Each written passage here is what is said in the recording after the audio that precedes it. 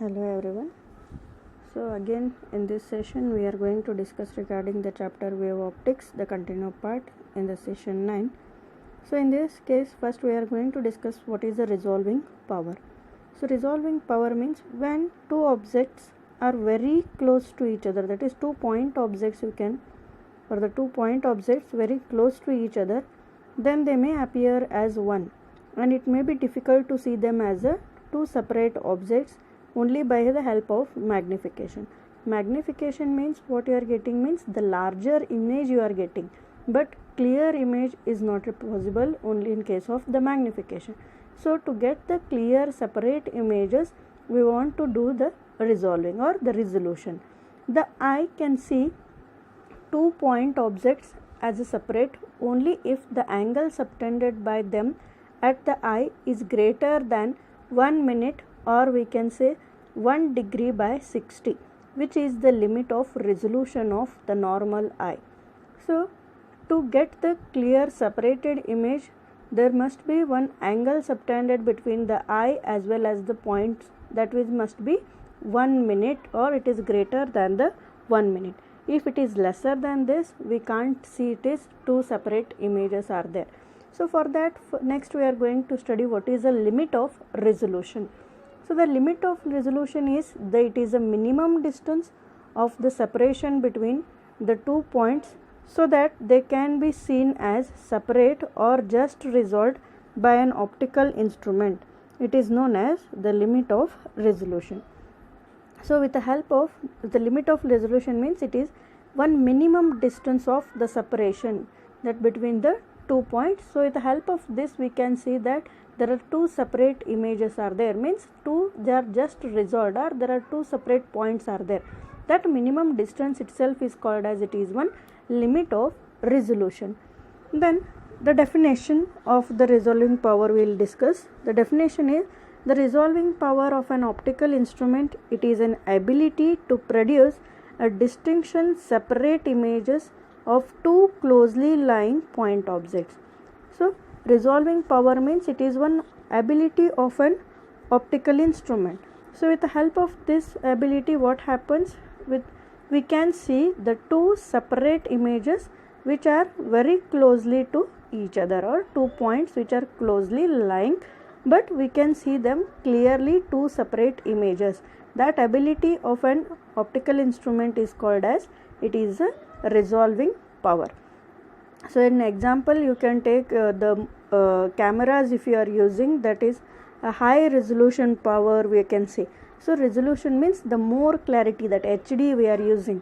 So that is what the high resolution power, that is nothing but the clarity. So next, the resolving power is inversely proportional to the limit of resolution. That we can write it as it is the resolving power is inversely proportional to 1 over the limit of resolution, that is R is inversely proportional to 1 by D, where D is the minimum distance of the separation of the 2 points or the 2 point objects. Next we will study regarding the Rayleigh's criterion for the resolution. So Rayleigh is one scientist. Rayleigh is the scientist who has given certain criteria for the resolution. So what are those criteria? Next we will study regarding this. So according to the Rayleigh's criteria, the first one, just to observe in the diagram as well as the point, the 2 point objects are said to be just resolved, means just they have separated, if the central maximum of one object which is coincide with the first minimum of the other. The central maximum means the dotted line which is coincided with the minimum, that red one, the minimum for the first minimum of the other wave, or we can say it as the distance between the central maxima due to the two objects is equal to the distance of the first minimum from its central maxima. So both the distance from the central maxima as well as the central maxima of one object, one wave, to the first minimum of the other wave, both the distance are equal, then we can say it as the objects or the images they are resolved, means we can see them just they are separated. So this is what the first point according to the Rayleigh. The second one, just to observe the diagram again.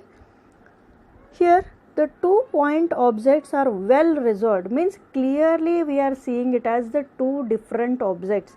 So the 2-point objects are well resolved if the separation between their central maximum is greater than the separation between the central maximum of one object and its first minimum. So just to observe that x is the distance between the central maximum to the first minimum, and y is the separation between the central maximum of both the waves. So in this case, if our y is greater, that is the separation between the central maximum is greater compared to the distance between the central maximum to the first minimum, then we can say the two objects are clearly they have resolved, that is separation well resolved, you can say. So therefore here in the diagram also you are observing the two dotted lines. The two dotted lines means the two objects clearly we are getting here. So this is the second point. Next, according to the Rayleigh, the third point. So according to the diagram, the 2-point objects are unresolved. If they are unresolved means if the separation between their central maximum is less than the separation between the central maximum of one object and its first minimum. So here just to observe the y, that is the distance between the central maximum of the two waves, it is less than the distance between that x, that is the distance between the central maximum to the first minimum, that will be very less. So in this case what happens, if there are two objects are there but we can't differentiate there are two objects, they will look like the one itself because it is unresolved condition. So these three are conditions. Again we will discuss with the help of the diagrams further case. So this statement can be explained with the help of the diffraction pattern of the 2-point objects. So the same diagram I have taken here, that is A, B and C. A is the condition for the just resolved, B is well resolved and C is unresolved. So for that I will write in figure A the central maximum of one image that will falls over the first minimum of the other. In this case what happens, y is equal to x, that the distance between or the separation between the central maximum is equal to the distance between the separation between the central maximum which is falls over the first minimum. So therefore y is equal to x we are getting. Then the resultant intensity curve, that is the dotted line, has a dip at the center with the two maxima, they are just at all separated. So just to observe the compare between figure A as well as the B. In figure B we see the dotted lines which are very well separated, but in figure A they are just separated. Hence two objects are just resolved, we can say. Next coming to the second point, that is in figure B the central maxima of two images are well separated. In this case what happens, y is greater than x, and the resultant intensity curve shows a clear cut separation between the two images. Hence the two images or the two objects we can say them as well resolved. In this case two separate images we will observe in this second case. Coming to the last one, that is a third case. In figure C the central maxima are too close, that is y is very less than x, and the resultant curve shows only one maximum. Hence the two objects are seen as only one object and they are not at all resolved. Yes, of course there are two objects are there, but the distance between the central maxima is very less than the central maxima to the first minima. Means maxima and minima, they both are coincided, you can say, or very close to each other. So we can't differentiate, our eye can't differentiate that there are two images are there. Therefore we can say with the help of the dotted line that is only one image we are getting in this case. So in this case we can say it is a not resolved case. So these are the criteria for the resolution. That is, first one is the just resolved, second one is the well resolved, and the third one is unresolved condition. So now we can go through the further one, that is the resolving power of eye. So since eye lens is a converging lens, so the limit of resolution of human eye, which is same as the objective telescope, that is, which is same as the resolution power of the telescope itself. Therefore we can write the resolution of eye, that we can denote in the form of alpha. That alpha is equal to, generally we can write it as it is 1.22 lambda whole divided by d, where d is the diameter of the pupil of the eye. Therefore the resolving power, already we know the resolving power is inversely proportional to 1 over d, that is already we know.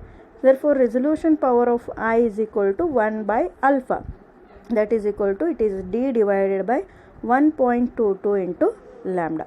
So this is what the resolving power of eye. Next we will discuss regarding the resolving power of telescope. The limit of resolution of the telescope, it is the angle subtended at the objects whose images are just resolved. So it is one angle which is subtended at the objects whose image are just resolved. For a telescope having an objective of a circular aperture, it can be shown that the limit of resolution, that here we can take it as it is theta. So theta is equal to, generally it is a circular, means it is a converging. So 1.22 lambda divided by d, where lambda is the wavelength of the light and d is the diameter of the objective. The resolving power of telescope is numerically equal to the reciprocal of the limit of resolution. Therefore resolving power is equal to, again it is reciprocal, that is 1 by theta. So this you can write it as it is d divided by 1.22 into lambda. Thus the resolving power of telescope is increased by using the objectives of larger diameter. So if you have taken the diameter, the larger diameter objective, the resolving power of telescope goes on increases. Next we will study regarding the resolving power of microscope. So for that the diagram we are considering. Microscopes are optical instruments which are used to see the objects which are very close to eye but very small in size. So for a microscope whose objective has the circular aperture, it can be shown that the limit of resolution. So in this diagram you can observe that is objective medium, that is a circular, and the object which is placed over there, that is a very small object we are seeing. Then it can be shown that limit of resolution, that is d is equal to here lambda divided by 2n sin theta we are getting for non-luminous point objects. So where lambda is, again it is the wavelength of a light which is used, and n is the refractive index of the material medium between the objective lens and the point object, and theta is the semi-vertical angle of the cone of light rays from the object which is falling on the objective. So the quantity n sin theta, it is called as the numerical aperture of the objective of a microscope. Therefore the resolving power, we can write it as, again it is 1 over d, therefore it is 2n sin theta divided by lambda, it is for non-luminous point object. So only you have to remember what is the resolving power as well as what is the limit of resolution in case of telescope and microscope. There will be no derivation for you, only the values they have given for this. Next we will study, so the resolving power of microscope, how it will be increased by the following methods. So resolving power of microscope that can be increased with the help of the following methods. So first one is using oil of high refractive index between the object and the objective of the microscope. Such microscopes are called as oil immersion microscope. So whenever you are using it as an oil between the objective as well as the object, then we can say oil of high refractive index, then the resolving power of microscope that will be increased. Similarly, using ultraviolet radiation to illuminate the object, since ultraviolet radiation has a smaller wavelength as compared to the visible light, such microscopes are called as ultra microscope. So by using ultra microscopes also we can increase the resolving power of the microscopes. Similarly, third one, by using electron microscope. How it will be work means, in this case a beam of fast moving electrons are employed, since they behave like a wave having extremely short wavelengths, and focusing of this wave is done using electrostatic or magnetic field, and the image is photographed. So this type of microscopes we can call it as it is electron microscope. By using these all microscopes we can use or you can increase the resolving power of the microscope. Next we will discuss regarding what is the validity of ray optics, or generally we can call it as it is a Fresnel distance. Validity means the image formed on the screen is based on both the optics. One is also ray optics and another one is wave optics. With the help of ray optics also we are getting the image, as well as wave optics also we are getting the image. But which image you have to consider, which one is correct? So answer is both are correct. How it will be correct, how the both are correct, that will be given by the Fresnel distance. So the Fresnel distance, it is the distance up to which the image formation is according to the principle of ray optics, after this distance the wave optics will take over, and it is represented by ZF. The Fresnel distance is represented by ZF. Fresnel distance means up to this distance whatever the image is formed, that you have to take with the help of the ray optics or the principle based on the ray optics. After this image or after this distance, whatever the images are formed, that you have to take it as with the help of the wave optics. So for that we will consider the diagram here. Just to observe the diagram, the red lines with the help of the ray optics we are using, and the blue lines it is with the help of the wave optics, and the middle one where both are crossed here, one is ray as well as the wave, that distance, that is a distance we have taken, that is nothing but the Fresnel distance. So the same diagram it will be taken with the help of an angle theta. The AB are the slit, and the distance small d is the distance between the slits, and capital D is the distance between the slit and the screen. And whenever the image is formed at an angle theta with a central maximum, that we are getting with a calculated form. So in this case the diffraction pattern of single slit consists of the secondary maxima and minima, which is surrounded the central maximum. The separating of light on the screen depends upon the spreading of light on the screen, which is depends upon the size of the maximum.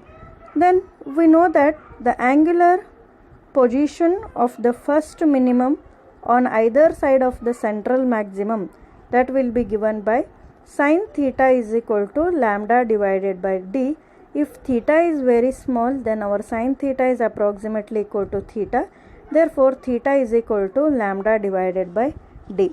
In previous class we have studied regarding this. This is known as the half angular width of the central maximum. So this is known as what? The half angular width of the central maximum. So only the half of the portion we have taken in the diagram, just to observe that theta is cut at a half of the central maximum. Let capital D be the distance between the slit and the screen. Then the linear spread of the central maximum, that will be given by that y1. So y1 we can write it as it is d into theta. So theta already is known, it is lambda by d, and we have multiplied with a capital D. Therefore we have taken it as d lambda divided by d when y1 is equal to d itself. Then our equation becomes, that is d lambda by d is equal to, instead of y1 we have substituted as a small d itself, Then what is capital D? That capital D is the distance, that Fresnel distance. Therefore D is equal to D into D is a D square divided by lambda. But this is the least distance through which the light travels before it appreciably bends from its straight path. So this distance is called as the Fresnel distance. Generally Fresnel distance we can write it in the form of ZF, that is D is equal to ZF, then our ZF is equal to, it is D square by lambda. Thus the Fresnel distance which is depend upon, first one is the square of the size or square of size of the slit, and second one is the wavelength of light. It is inversely proportional to the wavelength of light and directly proportional to the square of the size of the slit. So this is regarding the Fresnel distance, or generally we can call it as, it is a validity of the ray optics.